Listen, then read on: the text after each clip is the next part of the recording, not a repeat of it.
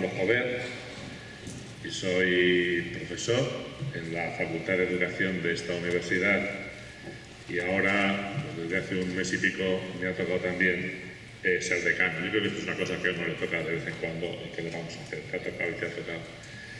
Además, yo también, como decía Inés, yo también tengo otro sombrero, y es que soy padre. Padres hay muchos, ¿no? Pues varias cosas que dice este hombre. Soy padre de una compañera vuestra. Mi hija Marta terminó el grado de enfermería hace 3 años. Ahora trabaja en Londres en un hospital. Y no os digo esto a título de presentación, sino porque esto lo que hace es que tenga cierta comprensión del tipo de expectativas que vosotros, en el caso de enfermería, pero exactamente igual, de fisioterapia o de podología, podéis tener con respecto a vuestros estudios. Mi hija un día me amenazó, cuando estudiaba todavía en la educación secundaria, con que quería ser maestra o quería ser enfermera. Yo le dije, bueno, Marta, si quieres ser maestra, me parece muy bien, me parece estupendo. Tened en cuenta que yo trabajo en la facultad donde se forman los maestros, pero en ese caso creo que sería mejor que no estudiases en la Complutense, porque esto de que tengas el padre, que sea el catedrático, o yo tener a la hija yo estudiando, puede ser un problema para ti, otro para mí. Entonces ella decidió que quería ser complutense a toda ultranza y decidió estudiar enfermería. Esto me hizo pensar que realmente los dos tipos de estudios tienen varias cosas en común. Y lo que tienen en común precisamente es de lo que vamos a hablar. Lo que tienen en común es precisamente la idea de servicio. Son profesiones en las que apuntan a ayudar a otras personas. Las dos son profesiones en las que se trabaja con personas y además con personas que de alguna manera están en una situación vulnerable, es decir, que necesitan, en un caso necesitan una cosa y en el otro necesitan otra, pero necesitan que se les ayude. Esto hace que mucha gente piense que estas dos son tipos de actividades que son muy vocacionales, es decir, que necesitan tener desde el principio cierta predisposición a eso, a la ayuda al otro, o sea, que se mueven por un determinado tipo, de interés. De hecho, mi hija, quiero recordar, desde que estaba en segundo, se apuntó aquí en la facultad al programa creo que se llama seguridad de acompañamiento a grandes disminuidos. O sea, que consiste en sus compañeros que tienen grandes problemas de movilidad, pues ayudarles a manejarse en la vida universitaria. Os contaba todo esto porque creo que, como decía, puedo tener cierta percepción del tipo de expectativas que vosotros y vosotras podéis tener con respecto a los estudios que estáis haciendo. Yo os he venido a hablar de aprendizaje en servicio y, como os digo, esto a vosotros precisamente no os resulta raro, porque vosotros, de hecho, os orientáis a hacer una actividad que tiene que ver con el servicio. Esta idea de que el aprendizaje en servicio, ¿en qué consiste? Consiste en que aprendemos al mismo tiempo que prestamos un servicio. Prestamos un servicio a la comunidad, cualquier tipo de servicio que tenga que ver con nuestros estudios, y de ahí se obtienen dos cosas. Una, el propio servicio, es decir, atendemos una necesidad que existe, y por otra parte nosotros aprendemos. O sea, estamos matando dos pájaros de un tiro. Y eso se hace de una cierta manera articulada, porque de hecho eso ya se ha venido haciendo durante mucho tiempo, en programas menos estructurados, menos organizados, pero de hecho ya se estaba haciendo. De hecho, a veces hay una cierta pretensión de separar mucho lo que es el aprendizaje y servicio de otras cosas, pues, por ejemplo, del voluntariado y tal. Y yo no estoy demasiado propenso a separar todo esto. O sea, yo creo que el aprendizaje de servicio es todo eso que durante mucho tiempo hemos hecho sin saber realmente que lo estábamos haciendo, sin saber realmente que tenía un nombre. Normalmente las realidades vienen antes que los nombres. Primero se inventan las cosas y luego se les pone un nombre. Con esto ha pasado, que el aprendizaje de servicio es una metodología ya que de hecho en muchos sitios lleva ya mucho tiempo desarrollándose. Es verdad que nosotros, en Andalucía, sobre todo en España, la hemos descubierto de una manera un poco tardía, pues, quizás quizás en los últimos 10, en los últimos 15 años, ahora ya está muy implantada en muchísimas universidades y cada vez más universidades están intentando introducirse en esta metodología del aprendizaje-servicio. Y hay planes, hay proyectos, hay planes institucionales de las universidades, etc. ¿Y esto por qué? Pues porque nos hemos dado cuenta, sobre todo con todo este lío de la adaptación de la universidad para el espacio europeo de educación superior, a lo que durante mucho tiempo se llamó el proceso de Bolonia, que la universidad no iba por buen camino, que estábamos intentando formar a unas personas demasiado enfocadas al beneficio económico o a una visión muy instrumentalista realmente de lo que es la universidad, satisfacer unas necesidades realmente pequeñas y también muy fomentadas por la propia competitividad internacional. Vamos a formar buenos universitarios porque eso nos va a servir luego al país para ser más competitivos en la economía global. Y a lo largo de este proceso de construcción de lo que se llamó el Espacio Europeo de Educación Superior, pues hubo personas que se iban dando cuenta de esto. Y de hecho, esto originó un cierto cambio que se produjo en lo que se llamó la Declaración de Berlín del año 2003. Y la declaración esta de Berlín, que está hecha por los ministros de Educación que estaban creando el Espacio Europeo de Educación Superior. El Espacio Europeo de Educación Superior es lo que inventó esto de los grados, los ETPS, todas estas cosas que ustedes tan entretenidos cuando estudiáis. Esto es un efecto del Espacio Europeo de Educación Superior. Y dijeron, bueno, no puede ser que hagamos una visión tan competitiva, tan instrumentalista de la universidad. En la universidad tenemos que ser conscientes que tenemos también una responsabilidad social, que uno no viene a la universidad sencillamente a formarse. Vale, aquí os formamos, os damos algo, pero a cambio hay cierta responsabilidad como de retorno. Tenemos que hacer algo como universidad también socialmente, porque nuestra sociedad sea mejor, y no sea mejor solamente en términos económicos o competitivos, sea también mejor en términos de justicia social. O sea, conseguir universidades mejores. Y muchas universidades desde entonces entraron en este discurso. Vamos a ver cómo podemos hacer que nuestra universidad contribuya también a crear una sociedad mejor, no sencillamente a crear personas que sean más competitivas en el escenario económico global. Y a esto y a otros factores se debe que las universidades españolas, pues en los últimos 10 años probablemente, se hayan visto muy empujadas a ir introduciendo este tipo de metodologías como el aprendizaje-servicio. Ahora hay grupos de investigación, hay proyectos de investigación, hay iniciativas institucionales que intentan fomentar todo esto. Esto que os pongo aquí son los resultados de un proyecto de investigación en el que estamos participando varias universidades de España, coordinadas por la Universidad de Santiago de Compostela, y lo que tratamos de averiguar es qué tipo de prácticas de aprendizaje-servicio están haciendo en las universidades y también qué percepción tienen los profesores. Esa imagen que tenéis ahí es la percepción de los profesores. Yo la voy a leer de aquí porque ahí no lo veo, porque esto es muy pequeñito. Entonces, los profesores de las universidades participan en actividades de aprendizaje-servicio, ¿no? Tienen muy asumida esta idea de que la universidad tiene cierta responsabilidad ética y social. Por ejemplo, dicen que la universidad debe ocuparse de la formación cívica de los estudiantes, formarlos en competencias de carácter cívico y social, darles a conocer los principios éticos de la profesión para la que se preparan, hacer visible su responsabilidad social, fomentar los servicios de participación y voluntariado, etc. Todo esto son las franjas que tenéis en la parte de arriba, pero como veis hay una que es más pequeñita, que es la última. Esta última se refiere a la opinión de los profesores acerca de si la participación en proyectos de cooperación, como el aprendizaje-servicio, deberían ser o no obligatorios. Y aquí la opinión está muy dividida. Hay muchos profesores que piensan que no, que la participación en este tipo de experiencias debe ser voluntaria para los estudiantes, y otros piensan que no, que debe ser obligatoria. De hecho, hay como, lo tenéis en el cuadro de la derecha, hay prácticamente un 40 y tantos % que piensan una cosa y otro cerca de 40 y tantos % que piensan otra cosa diferente. O sea, las opiniones están realmente divididas. Parece como si hacer obligatoria este tipo de cosas les restase valor educativo y les restase también valor ético. Esto es lo que piensan los profesores, pero bueno, ¿qué pensáis vosotros? ¿Qué pensáis vosotros? ¿Qué tipo de motivaciones empujan a los estudiantes a involucrarse en este tipo de experiencias?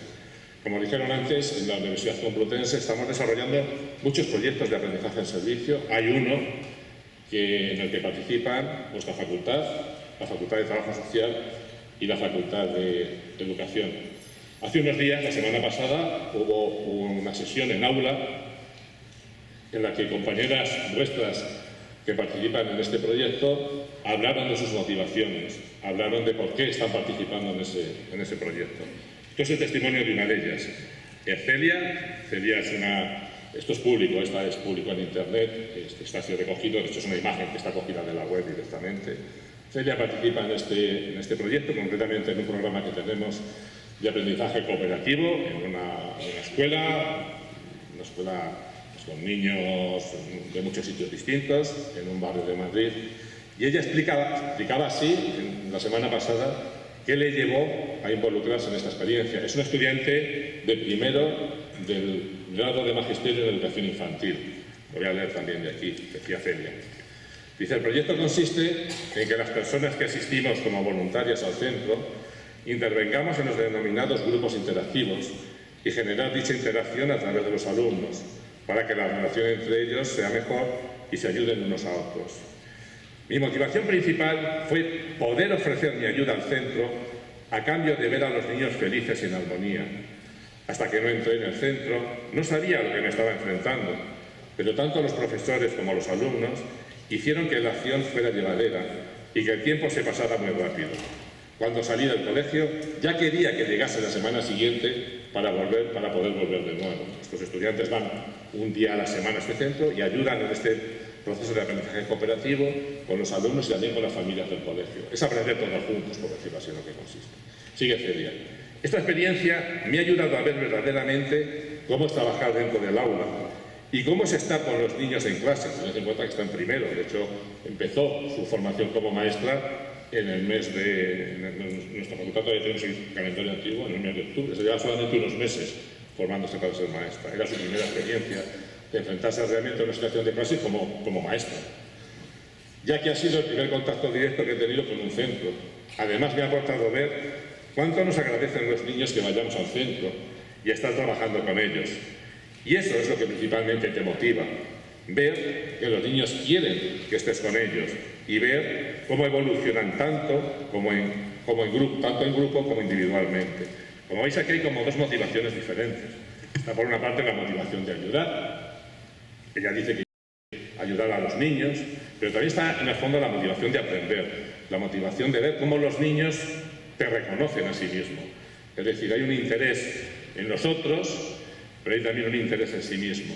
Y esto es lo que alguna gente cuestiona. Algunas personas cuestionan que este tipo de metodologías, este tipo de experiencias, tengan que moverse en algún sentido por un interés puesto no solamente en el otro, sino también por un interés puesto en uno mismo. Voy a intentar analizar este debate desde el punto de vista de una de las personas que se consideran que están en el origen de esta metodología. Esta persona es una persona que es muy conocida en los ámbitos de educación, vosotros probablemente menos. Fue un filósofo, psicólogo y pedagogo del siglo pasado. Esta metodología en Estados Unidos tiene un siglo realmente, que fue John Dewey. John Dewey fue, como decía, un filósofo, un psicólogo y un pedagogo pragmatista. Él pertenece a lo que se llama el pragmatismo, la filosofía del pragmatismo. Y se considera quizás el principal inspirador teórico de los programas de aprendizaje-servicio. No solamente teórico, sino también práctico. Él tuvo, por ejemplo, muchísima relación con Jane Addams. Jane Addams fue una activista social que fundó una institución que se considera uno de los principales precedentes de aprendizaje-servicio en Estados Unidos, que fue la Hull House, que fue una casa de acogida basada en otra experiencia que había habido un poco antes en el Reino Unido. Addams y Dewey, de hecho, tuvieron mucha relación. Dewey visitó varias veces Hull House. Lo que tenéis ahí es un texto de una carta que le envió a Jane Addams después de una de estas visitas. ¿Por qué os voy a hablar aquí de un señor que quizás no os conozca demasiado? ¿Qué tiene que ver esto con lo que estamos haciendo? Pues mirad, porque estas metodologías tienen un problema. El problema es que mucha gente las considera como metodologías flojas. Es decir, bueno, mandamos a los alumnos ahí a que hagan una serie de cosas y ya está. Pero esto no tiene demasiado sustrato de fundamentación. Esto no se fundamenta realmente en nada. Podríamos hacer esto como podríamos hacer otra cosa. Los mandamos ahí porque esto es bonito, pero realmente lo mismo daría hacer otra cosa, porque no tiene una fundamentación recia, pedagógicamente hablando, detrás. Por eso quiero que veáis que realmente este tipo de prácticas llevamos con ellas un siglo y están bastante asentadas en una forma peculiar de entender la educación. Y una cosa que nos está pasando es que a veces utilizamos este tipo de prácticas o este tipo de metodologías sin tener en cuenta el sustrato de fundamentación en el que se basan y, por decirlo así, las desvirtuamos. Yo os voy a hablar ahora de 4 condiciones que, a mi juicio, tienen que cumplir los programas de aprendizaje en servicio, los proyectos de aprendizaje en servicio, para ser, digamos, fieles a la metodología en la que nos inspiran. Lo que viene ahora aviso ya es un poco duro. Voy a intentar hacerlo de la manera más llevadera, sobre todo para vosotros que no sois especialistas, de la manera más fácil posible. Esa es la relación de un profesor. Es hacer fácil o difícil, no hacer difícil o fácil. Eso es muy sencillo hacer. Yo creo que esas 4 condiciones se pueden resumir en estas 4 cosas que tenéis aquí. El servicio no es un producto del aprendizaje, sino la forma en la que construimos nuestro yo. La dimensión formativa de la experiencia de aprendizaje en servicio no está en la experiencia en sí, sino en su reelaboración cognitiva. Los programas de aprendizaje en servicio se tienen que guiar por una lógica de la experimentación, y el instrumentalismo obliga a pensar en la articulación entre medios y fines. Vamos a ver qué es cada una de esas cosas. Bueno, esto que tenéis ahí es una cita de un libro de John Dewey de 1898. Como veis, estamos muy atrás, ¿eh? Esto no se inventó ayer. Son las lecturas sobre la ética psicológica. Y aquí dice Dewey que realmente a veces se tiende a pensar que por una parte está lo que somos y luego lo que somos lo proyectamos cuando actuamos. O sea, por decirlo así, primero construimos nuestro yo y luego actuamos. Por ejemplo, en la universidad primero nos construimos nuestra identidad profesional y luego esa identidad profesional la proyectamos en lo que hacemos cuando trabajamos. Y dice Dewey, no, esto es desconocer realmente cómo se forma la identidad de la gente y también cómo se forma la identidad ética y profesional de la gente, de los estudiantes. No somos algo y luego lo proyectamos en lo que hacemos, sino que nos vamos definiendo cómo somos a medida que actuamos. Es decir, mi yo no es algo previo a mi actuación, sino que mi yo es un resultado de mi actuación. Yo me convierto como yo me convierto en lo que soy realmente actuando. Y esto tiene muchas implicaciones para el aprendizaje en servicio. Por ejemplo, una implicación muy sencillita es que no hay por qué relegar estas experiencias a los últimos cursos de la carrera. Bueno, ahora ya tenemos nuestra formación, nuestro yo como enfermeros o como maestros y ahora vamos a proyectar eso en un servicio. No, es al revés. Sirviendo, actuando, es como yo voy configurando lo que yo voy a ser, es como yo voy configurando mi identidad profesional, lo que yo quiero ser. Cada vez que actuamos hay una elección y esa elección me define a mí mismo. Yo me voy definiendo en mis elecciones y en mis actos. Por lo tanto, no tenemos por qué llevar esto a los últimos cursos, lo podemos hacer perfectamente desde primero. Y otra cosa todavía más importante, para que estos proyectos realmente tengan sentido, si hay realmente una articulación tan fuerte entre el actuar, entre lo que hacemos y cómo nos vamos formando nuestro yo como profesionales, este tipo de metodologías no deberían ser algo aislado, no deberían ser algo que, bueno, pues ahí tienes esto, si lo quieres hacer lo haces, si no, no, allá tú. Deberían estar, por decirlo así, incardinados dentro del proyecto formativo de las universidades. Es importante que las universidades tengan un proyecto formativo, que realmente piensen qué tipo de estudiantes quieren formar. Y dentro de ese proyecto formativo, el aprendizaje de servicio debería ser un elemento definitorio y no solamente algo accesorio. Esas son 2 consecuencias de esta idea de John Dewey.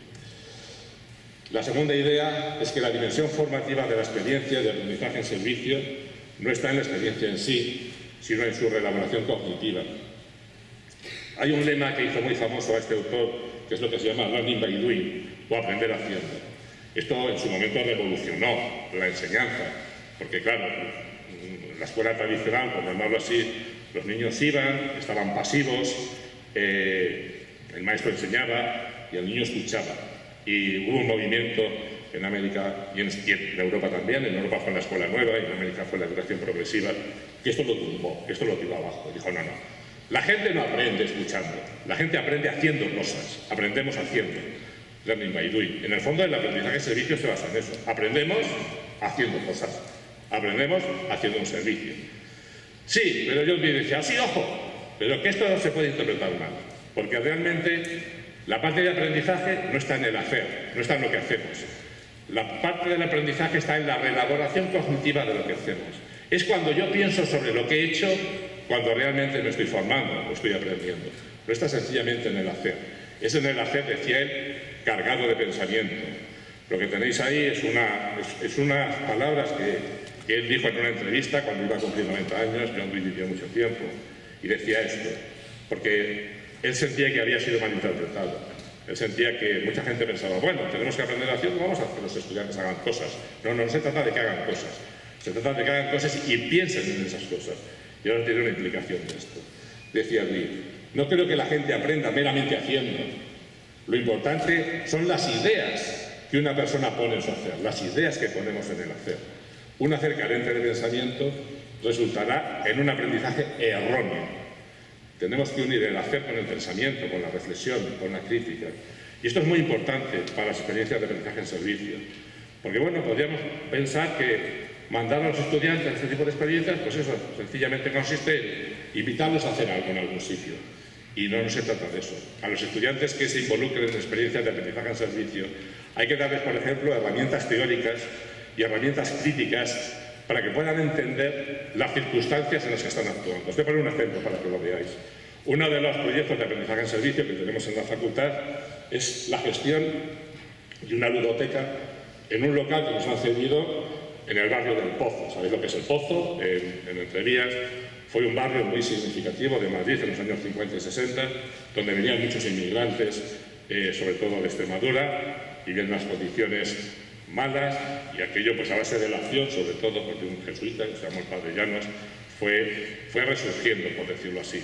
Aunque de esto ya hace mucho tiempo, aquellas condiciones de los años 50 y 60, todavía sus efectos, luego tuvo ciertos problemas sociales, eso todavía permanece. Nosotros queremos que cuando nuestros estudiantes, que son también estudiantes de primero, de educación primaria, de maestro de educación primaria, maestro de educación infantil, van allí, ellos lo que han hecho ha sido montar una ludoteca, pedimos juguetes a varias instituciones, pues a la campaña Comparte y Recicla, a algunas escuelas infantiles que conocíamos, y nos donaron un local.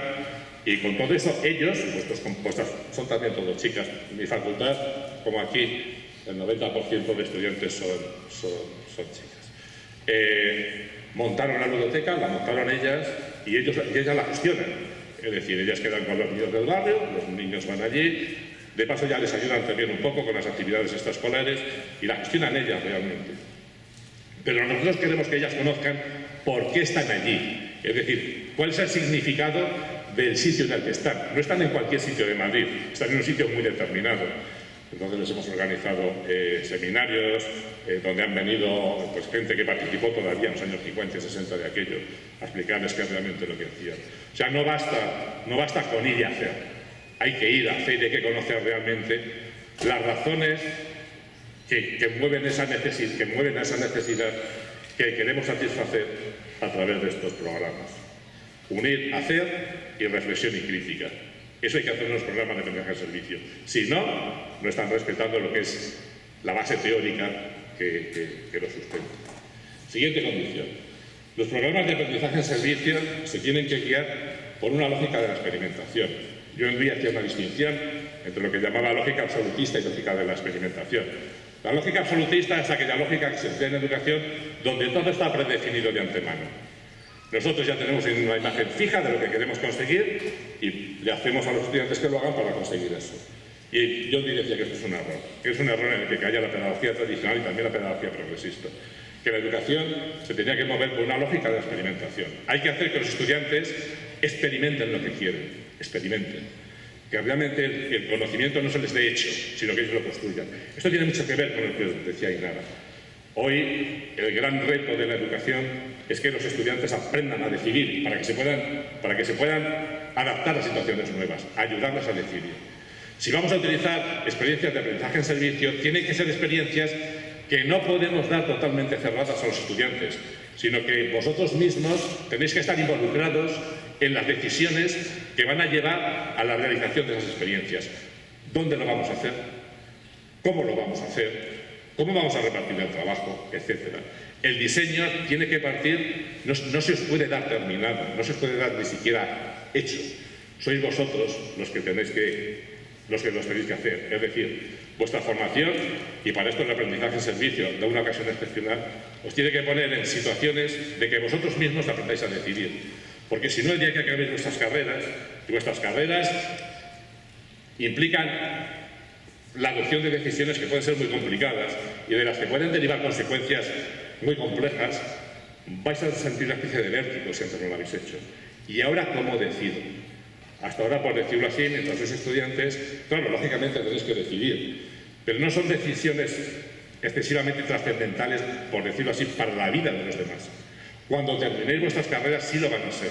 Por lo tanto, os tenemos que poner desde ya, utilizando, entre otras posibilidades, esta metodología para que vayáis decidiendo, para que aprendáis, para que se aprenda lo difícil que es decidir, que es lo más complicado de cualquier profesión. Lo más complicado de una profesión no es saber qué técnica tengo que usar, porque eso va si lo miras en un libro. Lo más complicado es saber qué decisión tengo que utilizar en algún momento sin estar muy seguro, muy segura de lo que tengo que hacer. Haremos un escaso favor a ese objetivo si en las experiencias de aprendizaje en servicio os lo damos todo hecho y no os dejamos ninguna capacidad para que vosotros decidáis el tipo de actuación que vais a tener. Eso es lo que tú llamabas la lógica de la experimentación. Y por último, el instrumentalismo obliga a pensar en articulación entre medios y fines. John Dewey decía que todo medio es un fin y todo fin es un medio. Y esto pasa en el aprendizaje en servicio. El aprendizaje es un medio para el servicio y el servicio es un aprendizaje para el fin. Y esto nos vuelve a llevar otra vez a la pregunta que nos hacíamos al principio, porque claro, hacer del servicio un medio para el aprendizaje, ir a ayudar a los demás para que yo aprenda, uno podría pensar que es un motivo poco ético. En el fondo estoy instrumentalizando esa situación, estoy intentando sacarle una rentabilidad para mí a eso que intento hacer. Y aquí viene la pregunta, bueno, pero intentar sacar una rentabilidad de las cosas para mí, ¿es malo? ¿Es un motivo ilegítimo? ¿No resta valor al hecho de participar en una experiencia de aprendizaje y servicio el hecho de que yo intente obtener algo? Algo que puede ser un aprendizaje, puede ser algo más concreto, incluso créditos. ¿Resta valor a las experiencias de aprendizaje y servicio el hecho de que os ofrezcamos créditos y participáis en ellas? Nuestra facultad ofrecemos. A los estudiantes que participan en esto les ofrecemos 3 créditos de libre configuración un año y si están los 6 que se pueden a lo largo de toda la carrera. ¿Eso les resta valor? ¿Resta valor que yo me mueva por una especie de interés? Pues sinceramente yo creo que no. Y yo también pensaba que no. Esta idea del interés era muy importante en la filosofía, ya voy a terminar enseguida, en la filosofía de la educación de John Dewey. Tiene una parte política y tiene una parte ética. La parte política es la que le llevó a oponerse a los liberales clásicos como Adam Smith. Adam Smith decía que es el autointerés lo que mueve el mundo. Y bueno, la política lo que tenía que hacer era dejar que el interés de la gente moviese las cosas, lo que él llamaba la mano invisible del interés, pues iría haciendo que el mundo funcionase bien. Yo no compartía esa idea. Él decía que no se podía dejar todo a la espontaneidad del interés de la gente, o sea que hacía falta intervenir. Con el aprendizaje de servicio pasa lo mismo. No podemos dejar sencillamente que eso nazca de la espontaneidad de la gente, porque puede ser que no nazca. O sea, tenemos que intervenir para generar eso de alguna manera. Esta es la parte política. Esto tiene que ver con la posición política de John Dewey, lo que se llama un liberalismo de carácter social, pero por ahí no voy a entrar. Y la parte ética del interés, John Dewey la trata de su principal obra pedagógica, que fue Democracia y Educación. Hace 2 años se cumplió el centenario de su publicación, en 1916, y que termina con esta frase tan rara. Dice: el interés por aprender de todos los contactos de la vida es el interés moral esencial. El interés por aprender es el interés moral esencial. Bueno, él decía que siempre nos movemos por un interés, siempre. No, como decía antes, nos hacemos en nuestros actos y en nuestras elecciones. Cada vez que actuamos movidos por un interés. Por lo tanto, es inútil pensar que no puede haber interés en lo que hacemos. Siempre hay un interés. ¿Y cuál es el mejor interés? Pues el interés que mejor nos permite crecer en contacto con los demás, era lo que él decía. Y ese es el interés que hay que fomentar a través de las experiencias de aprendizaje de servicio y el que se puede fomentar. Crecer yo al mismo tiempo que estoy haciendo que los demás crezcan, el contacto en la vida con los demás. Decía John Dewey, ese es el mejor interés moral que se puede aspirar. Y eso precisamente es lo que proporcionan los programas de aprendizaje en servicio. Poner mi interés al servicio de mi crecimiento en el servicio a los demás. Esto es lo que tenemos que fomentar a través de este tipo de programas. Yo creo que estoy terminando. Ya os decía que era una cosa un poco complicada, pero bueno, yo quiero que veáis que esto sencillamente no es la ocurrencia de alguien que pasó por allí y se pensó, vamos a hacer esto de aprendizaje en servicio, que está muy bien, ¿no? Esto tiene un sustrato teórico realmente potente detrás, del que derivan algunas consecuencias sobre las cosas que podemos hacer si que realmente queremos que eso sea aprendizaje en servicio y no cualquier otra cosa. Muchísimas gracias.